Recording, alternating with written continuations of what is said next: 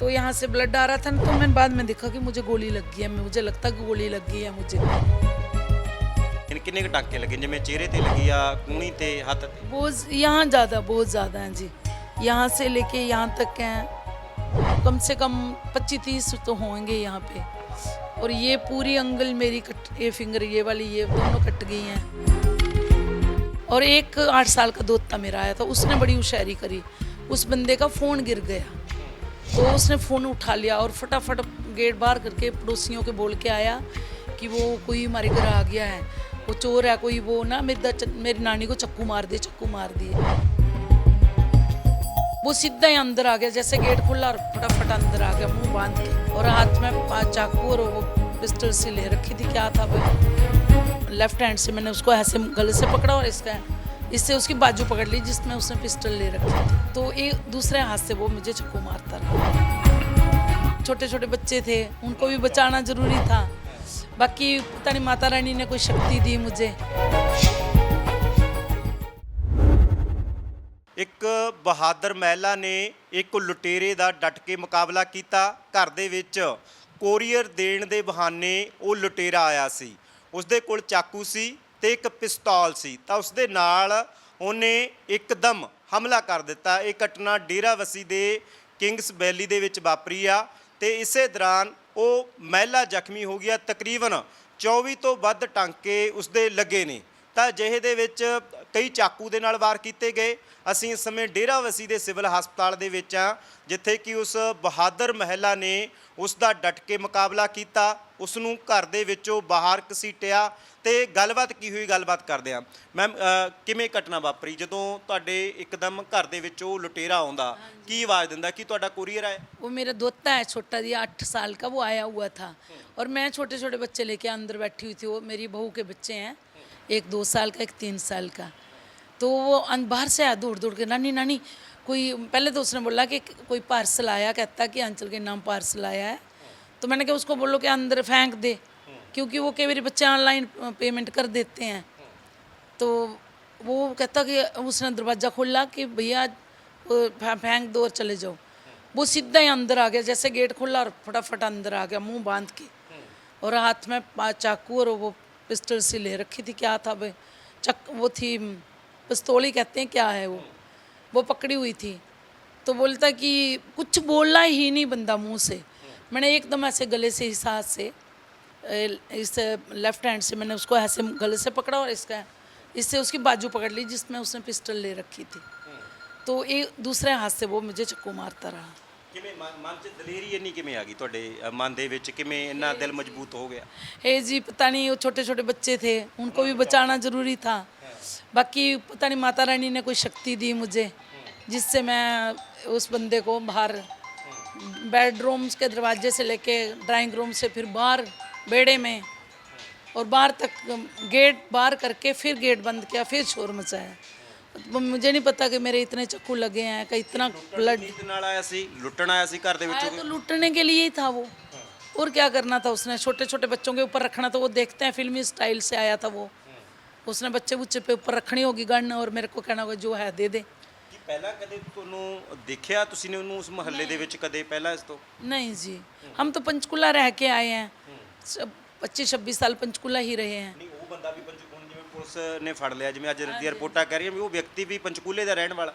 वो कहते हैं कि कहीं बुढ़नपुर पिंड पड़ता है नीचे, पंचकूला के बीच ही पड़ता है, कहीं उस साइड का बता रहे हैं। पर मैंने तो कभी देखा नहीं उस बंदे को, हमने तो कभी नहीं देखा किसी ने भी। बाद में कि ये हम 2 साल हो गए यहाँ आए हुए, हमने घर बनाया हुआ। पहले हम हैफर्ड कॉलोनी में रहते थे, पंचोदा में। तो उसके बाद हम यहाँ आए, हमने तो किसी से, खासकर लेडीज़ को कहाँ जान पहचान होती है किसी से। कोई निजी रंजिश या कोई दुश्मनी? नहीं, किसने रखनी रंजिश। बच्चे, बेटा मेरा 26-27 साल का अपने जॉब पे कर रहा है, सिविल इंजीनियर है, और बहू आर्किटेक्ट है, वो अपनी जॉब पे गई होती है। ऐसे तो हमारी किसी से रंजिश नहीं, कुछ ਕੋਈ ਨਹੀਂ ਸੀ ਉਸ ਸਮੇਂ ਜਦੋਂ ਉਸ ਲਟੇਰੇ ਨੇ ਹਮਲਾ ਕੀਤਾ? ਛੋਟੇ ਛੋਟੇ ਬੱਚੇ ਸੀ? ਕਿੰਨੇ ਸਾਲ ਦੀ ਉਮਰ ਹੈ ਬੱਚਿਆਂ ਦੋਵਾਂ ਦੀ? एक 2 साल का, एक 3 साल का, और एक 8 साल का दोस्त था मेरा, आया था, उसने बड़ी होशियारी करी।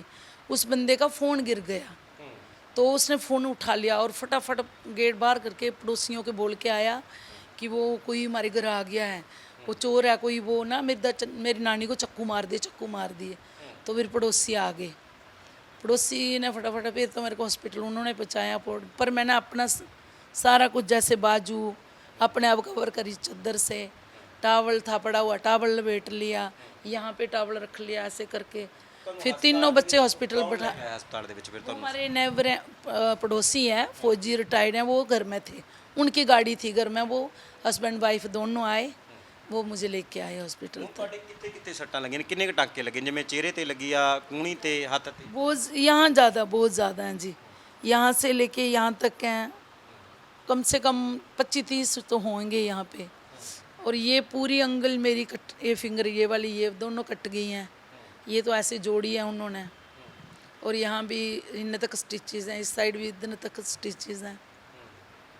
और ये देखो यहाँ गले में भी लगा है कट, वो ऐसे जैसे मैं उसके हाथ पकड़ रखे थे, हो सकता इधर मारा तो ऐसे लग गया, वो तो अपने से तो मार ही जाना था उसने। ਪਿਸਟਲ ਸੀ ਉਹਦੇ ਕੋਲ, ਨੁਕਸਾਨ ਵੱਡਾ ਹੋ ਸਕਦਾ ਸੀ, ਬੱਚੇ ਸੀ ਜਿਵੇਂ ਹੱਥੋਂ ਪਾਈ ਉਹਦੇ। नुकसान हो सकता था, बहुत ज़्यादा नुकसान हो जा सकता था।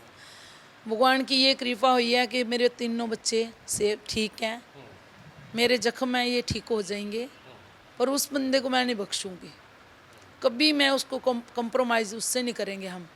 वो तो अपने से तो मारने आया था, मार दिया था उसने। अगर यहाँ लगी है तो यहाँ लग जाती तो उसमें क्या था, मर ही जाना था।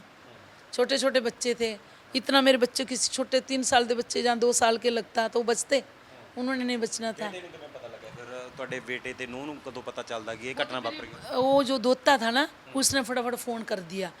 वो उसके पापा भी दिल्ली पुलिस में है, तो बच्चों को रूल्स तो सिखाए होते हैं कि आप इतने नंबर में करोगे तो एम्बुलेंस आ जाएगी, इतने में करोगे तो पुलिस आ जाएगी। तो सबसे पहले उसने अपनी मदर को किया, दिल्ली में थी उसकी मम्मा, उसने फिर मेरी सिस्टरें जम्मू में, उधर जम्मू में सबको पता फ़ोन कर दिया। फिर मेरे बहू बेटा भी, उनको तो पड़ोसियाँ भी, उसने भी मामी मामू आ जाओ मेरी नानी को चाकू मार दिए हैं। तो फिर उसके बाद सारे आए, पहले मेरे को पड़ोसी छोड़ के गए हॉस्पिटल तक।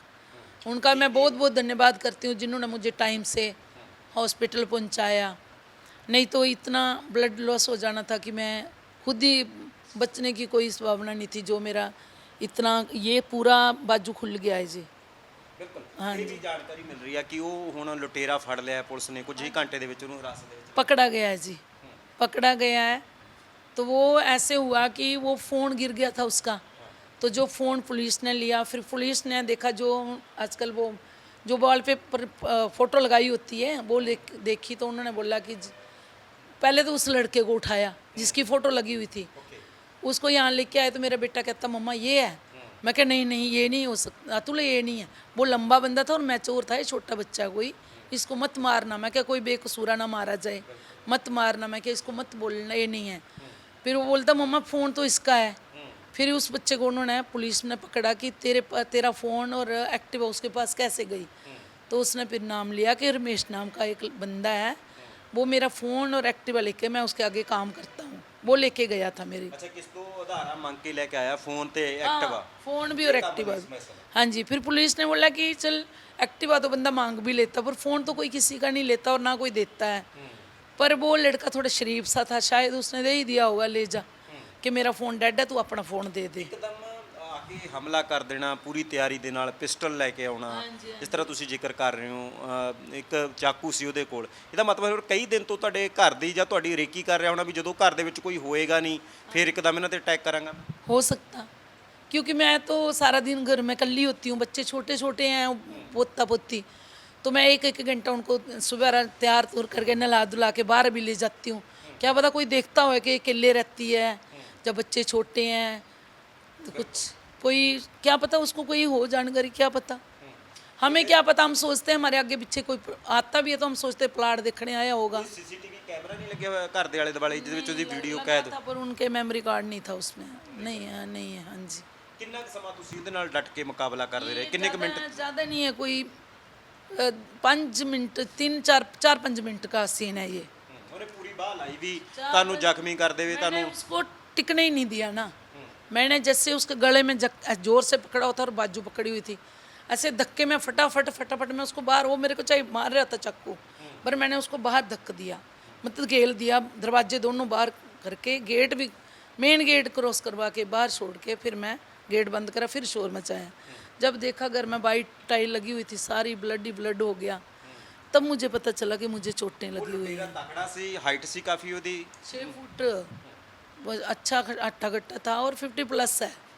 बच्चे उसके 21 22 साल के हैं, लड़की उसकी 25 साल की है। देखो आप हाँ जी। ਕੀ ਸੁਨੇਹਾ ਦੇਣਾ ਚਾਹੁੰਦੇ, ਕਿਉਂਕਿ ਇਸ ਘਟਨਾ ਨੇ ਭਾਵੇਂ ਕਿ ਤੁਸੀਂ ਨੇ ਬਹਾਦਰੀ ਦੇ ਨਾਲ ਮੁਕਾਬਲਾ ਕੀਤਾ, ਜ਼ਖਮੀ ਤੁਸੀਂ ਹੋ ਗਏ, ਬੱਚਿਆਂ ਨੂੰ ਤੁਸੀਂ ਨੇ ਬਚਾ ਲਿਆ, ਪਰ ਹੁਣ ਇੱਕ ਤਰ੍ਹਾਂ ਦਾ ਲੋਕਾਂ ਨੂੰ ਵੀ ਸਬਕ ਲੈਣਾ ਪਏਗਾ ਇਸ ਘਟਨਾ ਤੋਂ ਕਿ ਜੇਕਰ ਤੁਹਾਡੇ ਇੱਕਦਮ ਕੋਈ ਕੋਰੀਅਰ ਦੇਣ ਆਉਂਦਾ, ਪਹਿਲਾਂ ਤੁਸੀਂ ਕੁੰਡੀ ਬੰਦ ਕਰਕੇ ਉਦੋਂ ਪੁੱਛੋ, ਪਰਖ ਕਰੋ ਵੀ ਤੁਹਾਡਾ ਕੋਰੀਅਰ ਹੈ ਜਾਂ नहीं है। हाँ जी हाँ जी, मैं तो यही कहती हूँ कि कभी भी गेट मत खोलो और बिना जान पहचान के किसी को अंदर ना आने दो। मैं खुद दरवाज़ा बंद रखती थी, पर पोता दोता छोटा था, उसको कुछ पता नहीं चला इसलिए खोल दिया, नहीं तो मैं अंदर की कुंडी भी लगा के रखती थी और बाहर का गेट भी बंद। ਬੱਚੇ ਨੇ ਖੋਲੀ ਕੁੰਡੀ ਇੱਕਦਮ, हाँ जी, ਬੱਚੇ ने जो सुनया, जब वो मतलब बच्चों को होता है कोरियर वाला आया तो मैं जाता हूँ क्या आया है देखता हूँ। हाँ, उसने बोला कि वो एकदम सीधा अंदर आ गया। जब उसने गेट खोला बच्चे ने, वो तो बेडरूम में पहुँच गया, ऐसे दरवाजे में खड़ा था। और मैंने भी उसको जैसे जैसे तैसे करके ना तीनों गेट बाहर करके छोड़ के फिर देखा कि मेरे को चोटें आई हैं, तब पता चला कि ये कट गया सारे बाजू ये वो सारे। ਮਨ ਦੇ ਵਿੱਚ ਉਦੋਂ ਕੁਝ ਚੱਲ ਰਿਹਾ ਸੀ ਜਦੋਂ ਮੁਕਾਬਲਾ ਕਰ ਰਹੇ ਸੀ, ਇੱਕ ਪਾਸੇ ਸਾਹਮਣੇ ਇੱਕ ਤਰ੍ਹਾਂ ਦੀ ਮੌਤ ਹੀ ਦਿਖ ਰਹੀ ਸੀ ਕਿਉਂਕਿ ਉਹਦੇ ਰਿਵਾਲਵਰ ਸੀ, ਉਹਦੇ ਕੋਲ ਚਾਕੂ ਸੀ। मुझे तो ये लगा था कि यहाँ जो मेरे चाकू लगा ना, यहाँ लगा था ये, तो यहाँ से ब्लड आ रहा था ना, तो मैंने बाद में देखा कि मुझे गोली लग गई है। मुझे लगता कि गोली लग गई है मुझे, क्योंकि वो पिस्टल मैंने छुई भी थी, ऐसे टच हुई थी, तो मुझे लगा कि ये गोली मार गया।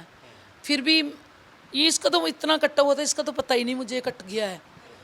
हाँ, जब बाजू मेरी लग हो गई थी, उसकी शर्ट की भी लग और ये सारा। एक मिनट मेरे उसमें है पिक है, मैं देखूंगी आपको।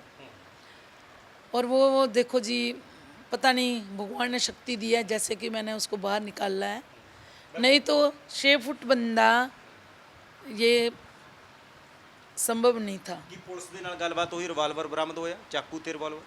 ये देखो जी, मैं मेरे को तो जाने ही नहीं दिया बच्चों ने, पर बच्चे अपने आप खुद बात कर रहे हैं वहाँ जाके।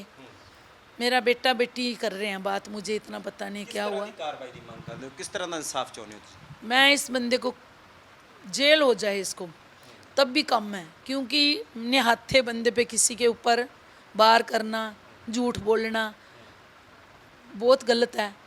और ये ना इससे कोई मेरी कोई रंजिश, ना कोई मैं जानती, अपने घर बैठे बिठाए बंदे को ऐसे करो तो फिर तो जी उसको तो जेल ही होनी चाहिए, उस बंदे को तो जेल ही होनी चाहिए। ਅਸੀਂ ਇਸ ਸਮੇਂ ਡੇਰਾਬੱਸੀ ਦੇ ਵਿੱਚ ਆ, ਜਿੱਥੇ ਕਿ ਉਸ ਮਹਿਲਾ ਦੇ ਨਾਲ ਤੁਹਾਡੀ ਗੱਲਬਾਤ ਕਰਵਾ ਰਹੇ ਸੀ, ਕਿਵੇਂ ਇਹਨਾਂ ਨੇ ਡਟ ਕੇ ਉਸ ਲੁਟੇਰੇ ਦਾ ਮੁਕਾਬਲਾ ਕੀਤਾ। ਉਸ ਦੇ ਕੋਲ ਚਾਕੂ ਵੀ ਸੀ, ਇਹਨਾਂ ਦੇ ਦੱਸਣ ਦੇ ਮੁਤਾਬਕ ਇੱਕ ਪਿਸਤੌਲ ਵੀ ਸੀ। ਪੁਲਿਸ ਨੇ ਉਸ ਨੂੰ ਗ੍ਰਿਫਤਾਰ ਕਰ ਲਿਆ ਤੇ ਅੱਗੇ ਦੀ ਜਾਂਚ ਲਗਾਤਾਰ ਜਾਰੀ ਆ। ਪਰ ਜਿਸ ਤਰੀਕੇ ਦੇ ਨਾਲ ਉਹ ਲੁਟੇਰਾ ਚੜ੍ਹਾਈ ਕਰਕੇ ਆਇਆ ਸੀ, ਪੂਰੀ ਤਿਆਰੀ ਦੇ ਨਾਲ ਆਇਆ ਸੀ, ਵੱਡਾ ਨੁਕਸਾਨ ਹੋ ਸਕਦਾ ਸੀ।